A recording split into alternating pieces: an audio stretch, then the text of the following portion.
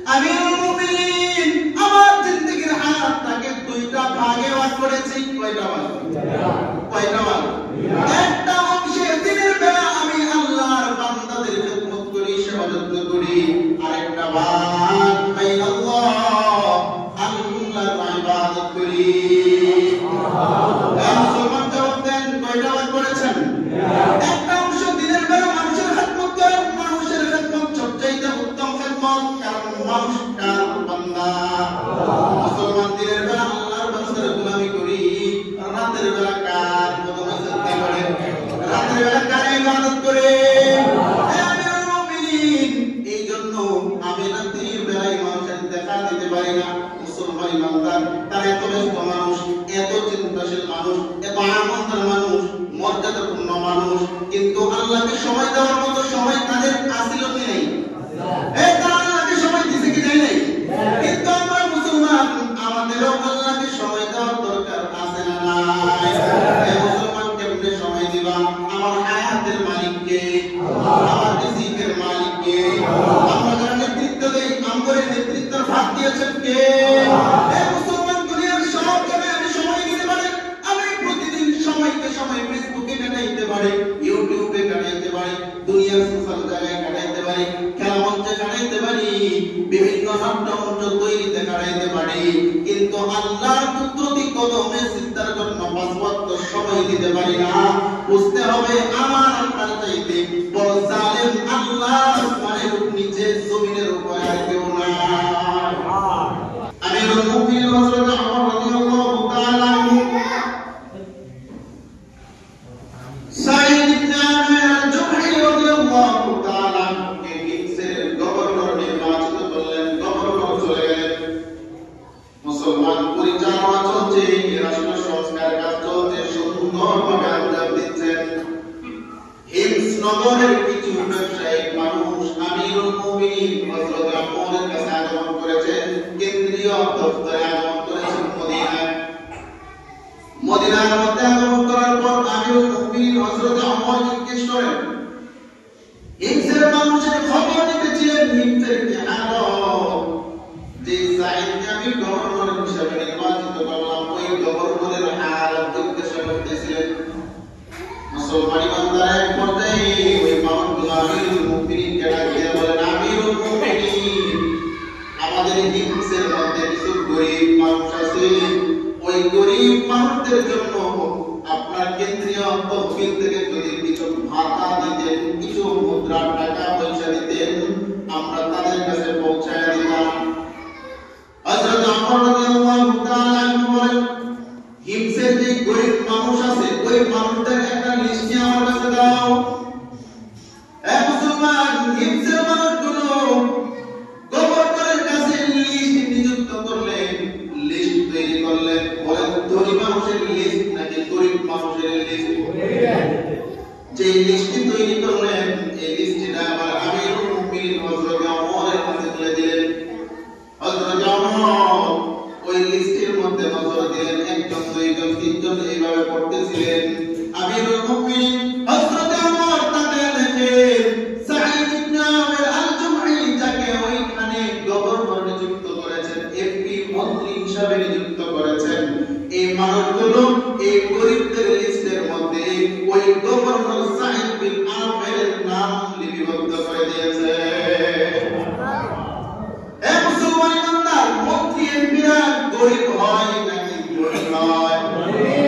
মুসলমান ইমানদার, যখন আমিরুল মুমিনিন হযরত ওমর দেখলেন সাঈদের নাম, এবার ওমর জিজ্ঞেস করেন, আমিরুকুম ফাকিরুকুম, তোমাদের আমির, তোমাদের গভর্নর কি গরিব?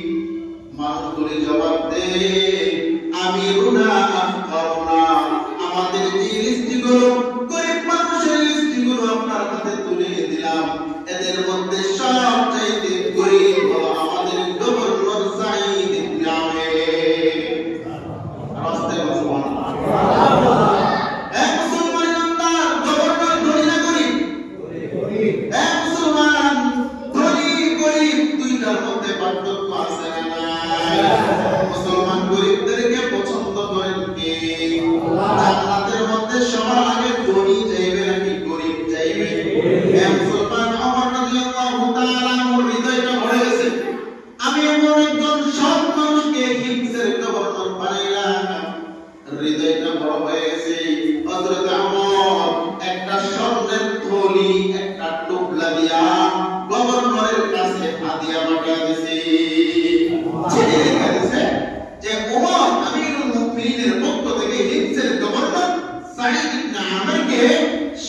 অন্যতম হাদিয়া। হাদিয়া দিয়েছেন কে? সরকার প্রধান। হাদিয়া দিয়েছেন কে? কারে দিয়েছেন? আরেকজন মন্ত্রীকে হাদিয়া করেছে। মুসলমান ইমানদার মদিনা থেকে যিনি নিয়ে গেছেন দুধ, যিনি নিয়ে গেছেন তাকে কি বলা হয়? দুধ। যে দুধের মাধ্যমে এই হাদিয়া নিয়ে গেছে।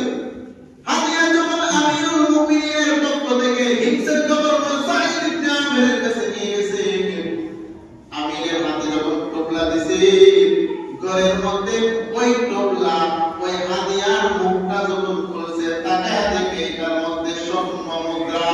মুসলমান ইমানদার আমিরুল মুমিনিনের গভর্নর সাঈদ ইবনে আমির যে মাত্র টাকা দেখছে, সঙ্গে সঙ্গে ইন্না লিল্লাহ আওয়াজ করে ফেলেছে।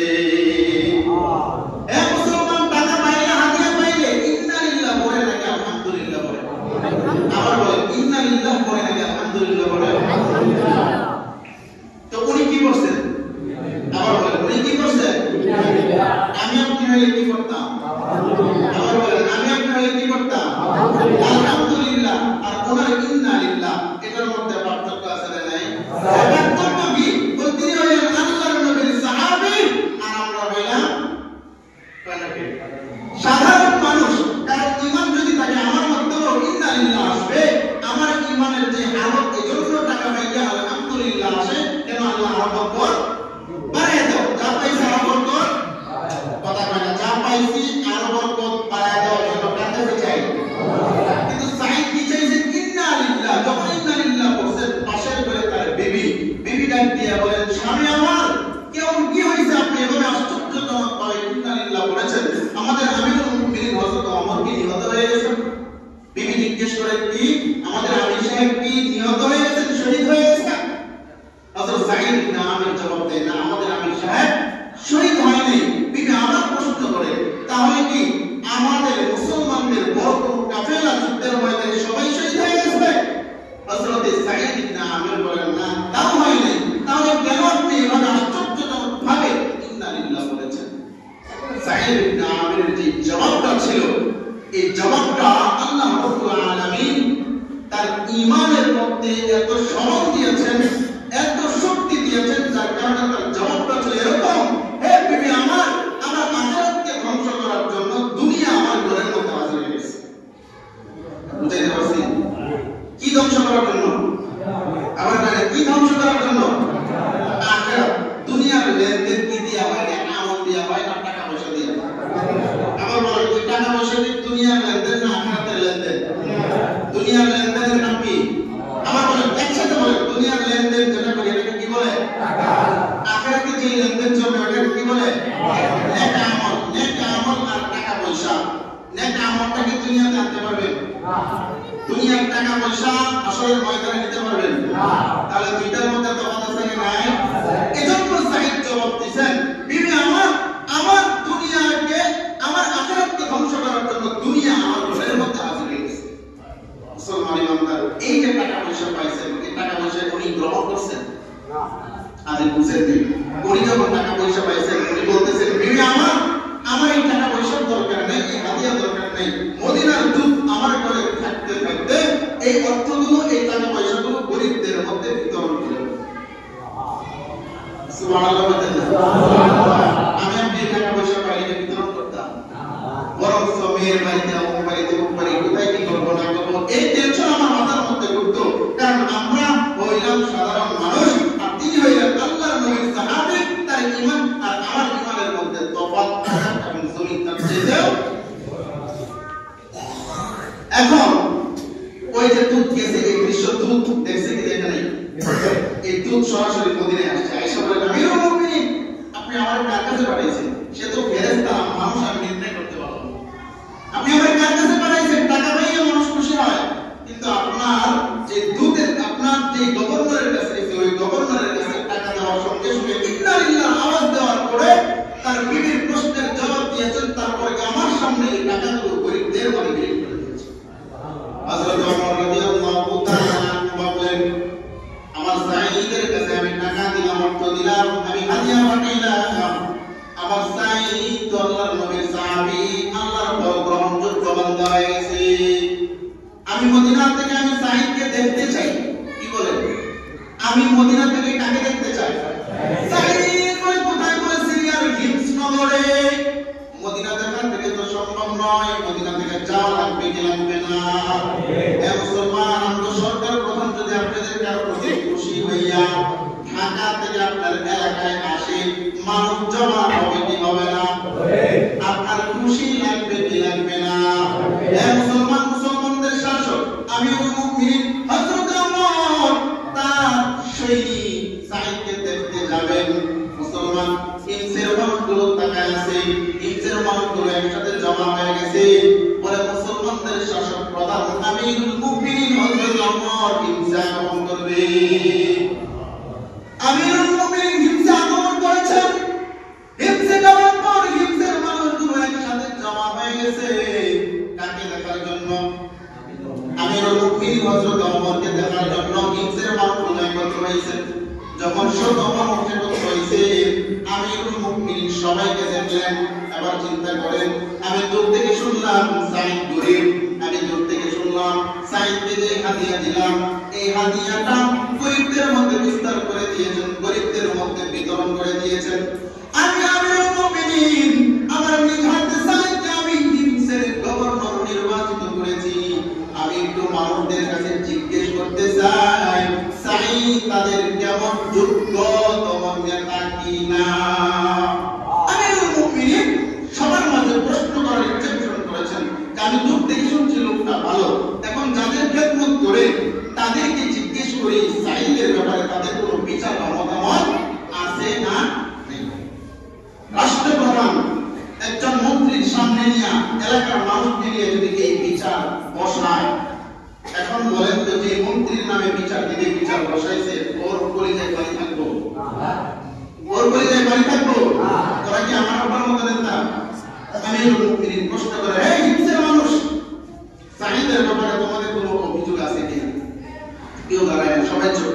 আমিরুল মুমিনিন আবার জিজ্ঞাসা ধরেন না, এখানে আরেকজন তোমার এভাবেই প্রশ্ন করা হচ্ছে, আপনাদের মাঝে কারো অভিযোগ আছে কিনা, ওনার ব্যাপারে কোনো অভিযোগ আছে কিনা, এটা জিজ্ঞেস করছেন আমিরুল মুমিনিন।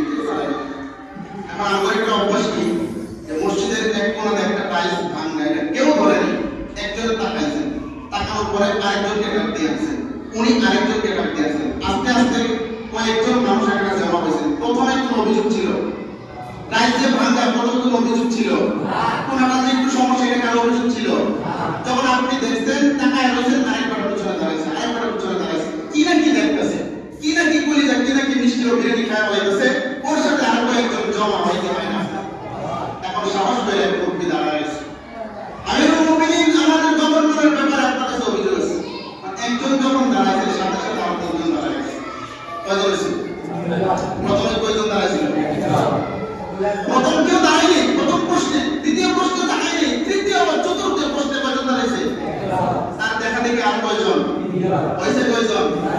মোট 4 জনের 4টা প্রশ্ন দাঁড়ায় গেছে। 1 নম্বর প্রশ্ন, আমিরুল মুমিনিন আমাদের গভর্নর প্রতিদিন অফিসের মধ্যে আসতে একটু দেরি করে। কি করে? এবার দেখেন অফিসে আসতে কি করে? 2 নম্বর অভিযোগ, আমিরুল মুমিনিন আপনার গভর্নরকে আমরা দিনের বেলা পাই, রাতের বেলা পাই না। কয়টা গেছে? 3 নম্বর প্রশ্ন, আমিরুল মুমিনিন আপনার গভর্নরকে আমরা মাসে একদিন পাই না। কয়দিন? মাস পাই কয়দিন? মুসলমান জবাব দেয়, আমরা প্রতিদিন পাই কিন্তু মাসে কয়দিন পাই না। কয়টা গেছে? কয়টা গেছে? আমরা দিনে পাই, রাতে পাই না। আমরা প্রতিদিন অফিসে অনেক দেরি করে আসতে হয়। কয়টা গেছে? 2টা। 3 নাম্বার হচ্ছে আমরা মাসে কয়দিন পাই না। 3টা। 4 নাম্বার প্রশ্ন, মাঝে মাঝে অফিস করতে গিয়া জ্ঞান হারাইয়া পড়ে যায়, অজ্ঞান হয়ে পড়ে। কয়টা গেছে? 4টা। মুসলমান ওমর বুধবার আসামি আসছিল সাঈদকে দেখার জন্য।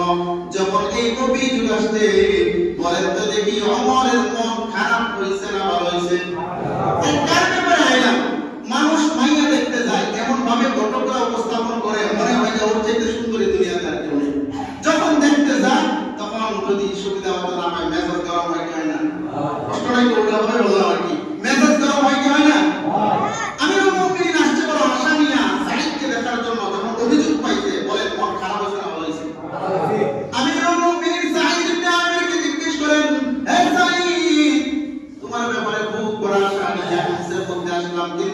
ব্যাপারে অভিযোগ, আজকে অভিযোগ খণ্ডন করা লাগবে, অভিযোগের ব্যাপারে তোমার মতামত দেওয়া লাগবে। কেন তুমি প্রতিদিন অফিসের মধ্যে আসতে দেরি করো? এই মুসলমান বান্দারা, আমিরুল মুমিনিন সাঈদকে বলেন তুমি জবাব দাও, তোমার অভিযোগ খণ্ডন করো। সাঈদ ইবনে আমির আল-জুহরি রাদিয়াল্লাহু তাআলা বলেন, আমিরুল মুমিনিন, আমার বাড়ির মধ্যে কোনো কাজের বুয়া নাই। কি নাই? কাজের বুয়া কার বাড়িতে নেই? সাধারণ মানুষ নাকি মন্ত্রীর বাসায়? আমি মন্ত্রী দিয়া বুঝাই, উনি গভর্নর, মন্ত্রী মানুষ, কিন্তু ওনার বাসায় কাজের বুয়া আছে? উনি বলেন, আমিরুল মুমিনিন, আমার বাড়ির মধ্যে কোনো কাজের বুয়া নাই। আমার বিবি প্রতিদিন একা একা রুটি বানায়, খামিরা তৈরি করে, আমি আমার বিবির সঙ্গে একটু সহযোগিতা করি, আর ওই সহযোগিতা করতে গিয়ে আমার একটু দেরি হয়, লেট হয়, এছাড়া আমার আর কোনো দেরি হয় না। মুসলমান, আমাদের মন্ত্রীর বাসায় কাজের বুয়ার অভাব আছে? আমার নেতাদের বাসায় কাজের বুয়ার অভাব, কিন্তু তারাও নেতা, আমরাও নেতা, তফাৎ আছে না নাই? মুসলমান বান্দারা, আমিরুল মুমিনিন বলেন, ঠিক আছে, পরের প্রশ্নের জবাব দাও। দ্বিতীয় নম্বর প্রশ্ন, হে সাঈদ ইবনে আমির আল-জুহরি, তুমি মাসে একদিন অফিসের মধ্যে কেন আসো না? জবাব দাও। সাঈদ ইবনে আমির আল-জুহরি রাদিয়াল্লাহু তাআলা আনহু বলেন, আমিরুল মুমিনিন, আমার শরীরের মধ্যে আপনি দুইটা চাদর দেখতে পাচ্ছেন, এই দুইটা চাদর ছাড়া আমি সাঈদের আর কোনো জামা কাপড় নাই। চুপ কে? আপনারা চুপ করেন কে? সুবহানাল্লাহ নাই? আর জোরে বলুন সুবহানাল্লাহ। আবার বলেন, কয়টা কাপড়? আমিরুল মুমিনিন দুইটা কাপড় ছাড়া আমার কাপড় নেই। আমিরুল মুমিনিন প্রতিদিন অফিসের মধ্যে আসি, প্রতিদিন ঘামে দুর্গন্ধ হয়ে যায়, আমার জামা কাপড় প্রতিদিন ধুইতে পারি না, আমারও কষ্ট হয়, মানুষদেরও কষ্ট হয়। এই জন্য মাসে একদিন আমি অফিসের মধ্যে না আইসা আমার উপরের চাদরটা ধুয়ে দাঁড়া থাকি। চাদর যখন শুকায়, আমি ওই চাদরটা আমি লুঙ্গির মতো ব্যবহার করি, আমার নিচের চাদরটা ধুয়ে দেই, ওইটাও পবিত্র হয়, পরিষ্কার হয়। এই জন্য মাসে একদিন আমি অফিসের মধ্যে আসতে পারি না। মুসলমান, তাদের জামা কাপড় কয়টা ছিল? আবার বলেন, জামা কাপড় কয়টা? একটা, মানে দুইটা করে পড়তো, একটা চাদর আর একটা পেন সিস্টেম করে লুঙ্গির মতো পড়তো, দুইটা চাদর ছিল। আমারও নেতাদের কাপড় চোপড়ের অভাব আছে। গাড়িতে ওঠার আগে একটা, গাড়িতে ওঠার পর আরেকটা, বাড়িতে গেলে একটা, অমুকে গেলে একটা। বরং নেতা নেত্রী ভাবতেন না, নেতা নেত্রী চামচার 14 সিঁড়ির চামচাদেরও কাপড় চোপড়ের অভাব আছে। বলেন তো, এটা কি অন্যায় না? এই ব্যাপারে কি জবাব দেওয়া লাগবে কি লাগবে না? সাঈদ ইবনে আমির বলেন, আমিরুল মুমিনিন, 3 নম্বর অভিযোগের খণ্ডন করলাম, গেছে কয়টা? আবার বলেন, কয়টা গেছে? আছে কয়টা? 8 নম্বর জবাব, আমিরুল মুমিনিনের প্রশ্নের জবাবে কিমসের গভর্নর সাঈদ ইবনে আমির আল-জুহরি বলেন, আমিরুল মুমিনিন, কাসসামতু হায়াতি বাইনাল্লাহ ওয়া বাইনা ইবাদি। আমিরুল মুমিনিন, আমার জিন্দেগীর হায়াতটাকে দুইটা ভাগে ভাগ করেছি। কয়টা ভাগ? কয়টা ভাগ? একটা অংশে দিনের বেলা আমি আল্লাহর বান্দাদের খেদমত করি, সেবা যত্ন করি, আরেকটা ভাগ বাইনাল্লাহ, আল্লাহর ইবাদত করি। মুসলমান, জবাব দেন, কয়টা ভাগ করেছেন? একটা অংশ দিনের বেলা মানুষের খেদমত করেন, মানুষের খেদমত সবচেয়ে উত্তম খেদমত, কারণ মানুষ কার বান্দা। মুসলমান দিনের বেলা আল্লাহর বান্দাদের গোলামি করি, রাতের বেলা কার কদমে সিজদা করে, রাতের বেলা কার ইবাদত করে। আমিরুল মুমিনিন, এই জন্য আমি রাতের বেলায় মানুষের দেখা দিতে পারি না। মুসলমান ইমানদার, তারা এত ব্যস্ত মানুষ, এত চিন্তাশীল মানুষ, এত আমলদার মানুষ, মর্যাদাপূর্ণ মানুষ, কিন্তু আল্লাহকে সময় দেওয়ার মতো সময় তাদের আসিল কি নেই? তারা আল্লাহকে সময় দিতে কি দেয় নাই? কিন্তু আমরা মুসলমান, আমাদেরও আল্লাহকে সময় দেওয়ার দরকার আছে না নাই? মুসলমান, কেমনে সময় দিবা? আমার হায়াতের মালিককে, আমার রিজিকের মালিককে। আমরা যারা নেতৃত্ব দেই, আমাদের নেতৃত্বের ভাগ দিয়েছেন কে? মুসলমান, দুনিয়ার সব জায়গায় আমি সময় দিতে পারি।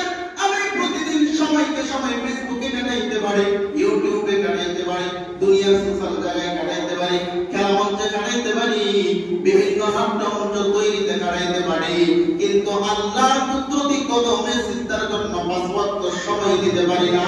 বুঝতে হবে আমার আপনার চাইতে বড় জালেম আল্লাহ আসমানের নিচে জমিনের উপরে আর কেউ না। পরন্তু দেখি আল্লাহকে সময় তারা দেয় কি দেয় নেই? দিছে কি দেয় নেই? তাহলে ওই আল্লাহকে সময় দেওয়ার মতো সুযোগ আমাদের আছে না নেই? কয়টা গেছে? 3টা। 4 নম্বর, হে সাঈদ তুমি জবাব দাও, তুমি মাঝে মাঝে অজ্ঞান হয়ে যাও কেন? সাঈদ ইবনে আমির তুমি জবাব দাও, আমিরুল মুমিনিন আপনারা হিজরত করে মক্কা থেকে মদিনায় চলে গেছেন। মদিনার মধ্যে চলে যাওয়ার পর এদিক দিয়ে আবু জাহেল হযরত খুবাইব রাদিয়াল্লাহু তাআলা ঈমান আনার কারণে খুবাইবকে গ্রেফতার করে মক্কার মধ্যে নিয়ে আসতে মানুষের মধ্যে আড়াল করে দিয়েছে। মুসলমানের একজন ঈমানদারকে ধরা হয়েছে, ওই ঈমানদারকে আজকে ফাঁসির কাস্টে ঝুলানো হবে। আবু জাহেল মাইকিং করে দিয়েছে, মঞ্চ তৈরি করছে, আমি তখন মুসলমান হই নাই, আমি তখন কালিমা পড়ি নাই। সমস্ত মানুষ যখন এই দৃশ্য দেখার জন্য মঞ্চের কাছে গেছে, আমি সাঈদ ইবনে আমির এই দৃশ্য দেখার জন্য গেলাম। আমি নজরের কাছে আছি, হযরত খুবাইবের শরীরের মধ্যে অস্ত্র দিয়া তার শরীরের চামড়াগুলো তার হাঁটু থেকে আস্তে আস্তে সরিয়ে দেওয়া হচ্ছে। এই দৃশ্য আমি দেখেছিলাম। আর খুবাইব আল্লাহর আসমানের দিকে তাকাইছিল। আল্লাহ আসমানের দিকে তাকাইয়া আল্লাহকে ডাকে, আল্লাহ আমাকে যারা শাস্তি দিচ্ছে ঈমান আনার কারণে আপনি তাদেরকে গুণে গুণে রাখেন, হাসরের ময়দানে আপনি তাদেরকে অবশ্যই বিচার করবেন। সাঈদ ইবনে আমির যখন বলেন এই দৃশ্য যখন আমি দেখলাম, হযরত খুবাইবের এই আত্মরাগ চিৎকার আমার কানের মধ্যে এমন ভাবে প্রকাশ করেছে, আমার হৃদয়ের মধ্যে ভূমিকম্প শুরু হয়ে গেছে। কারণ মুসলমানের নবীর উম্মত, নবীর সাহাবী আল্লাহর কাছে বিচার দিয়েছেন, যদি ওই বিচারের মধ্যে আমি সাঈদের নাম জমা হয়, হাসরের ময়দানে আল্লাহর আযাব থেকে আমি বাঁচতে পারবো না। খুবাইবের এই দৃশ্য যখন আমি দেখেছি, হযরত খুবাইবকে প্রশ্ন করা হয়, খুবাইব তোমাকে এখান থেকে ছেড়ে দেব, শুধু একটা কাজ করতে হবে। বলে কি কাজ? বলে তোমার নবীকে এই মঞ্চের মধ্যে আইনা শাস্তি দেব, তোমাকে মুক্তি দিয়ে দেব, শুধু তুমি রাজি হইবা। বলেন তো দেখি হযরত খুবাইব রাজি হইছে? আর বলে হযরত খুবাইব রাজি হইছে? হযরত খুবাইব বলে, আবু জাহেল আল্লাহ তো আমাকে জীবন দিয়েছে একটা, 100,000 জীবন যদি আমি খুবাইবকে দান করি, আমি 100 জীবনেও আমি ফাঁসির কাস্টে ঝুলবো, তারপরও নবী কষ্ট পাবে, এটা আমি বরদাস্ত করতে পারবো না। আমি খুবাইবের চিৎকার আর ইমানের পাওয়ার দেখে আমি সাঈদের অন্তরে এমন ভূমিকম্প শুরু হয়ে গেছিল। তারপর আমি কালিমা পড়েছি, কিন্তু এই দৃশ্য আমার যখনই মনে পড়ে তখন আমি খুবাইব অজ্ঞান হয়ে জমিনের মধ্যে পড়েছি। মুসলমান ইমানদার তাদের ইমানটা বড়ই দুর্বল। তাদের ইমানটা বড়ই দুর্বল নাকি বড়ই সবল? তাদের ইমানের মতো আমাদের ইমান দরকার আছে না নাই? তারা যদি এই দৃশ্য মনে করে অজ্ঞান হয়ে যেতে পারে, এমন দৃশ্য আমরা দেখি নাই, কিন্তু আউলিয়া কেরাম এই দৃশ্য আপনাদের কাছে উপস্থাপন করে নাই। তারপরেও আমাদের কোন ভয় আছে? হ্যাঁ, আমাদের কোন ভয় আছে? মরণের পরে কোন ভয় নেই? মরণের পরে আবার দুনিয়াতে আসবেন। মরণের পর যখন মাইক শুরু হবে, তখন আল্লাহর কাছে দরখাস্ত দিয়ে আবার দুনিয়াতে আইসা গুনাহ মাফ করতে পারবেন। আবার একটা সিজদা দেওয়ার সুযোগ আছে। এই যে তো মানুষ দাফন করলেন, কেউ আইছেন, এই কেউ কবরের পাশে দাঁড়িয়ে বলছেন নামাজ পড়, না হলে খবর আছে, এরকম কেউ বলছে? তাহলে আপনি যখন চলে যাবেন, চলে যাওয়ার পরে আমার দুনিয়াতে আসার যেহেতু সুযোগ নেই, তাহলে গুনাহ দুনিয়ার জমিন থেকে মাফ করে যাওয়া লাগবে কি লাগবে না? দুনিয়ার জমিন থেকে গুনাহ মোচন করে দুনিয়া থেকে বিদায় হওয়ার দরকার আছে না নাই? আল্লাহ তাআলা আমাদের প্রত্যেককে সাহাবীদের ঈমানের মতো মর্যাদা সম্পন্ন ঈমান তৈরি করে দুনিয়ার জমিন থেকে বিদায় নেওয়ার তৌফিক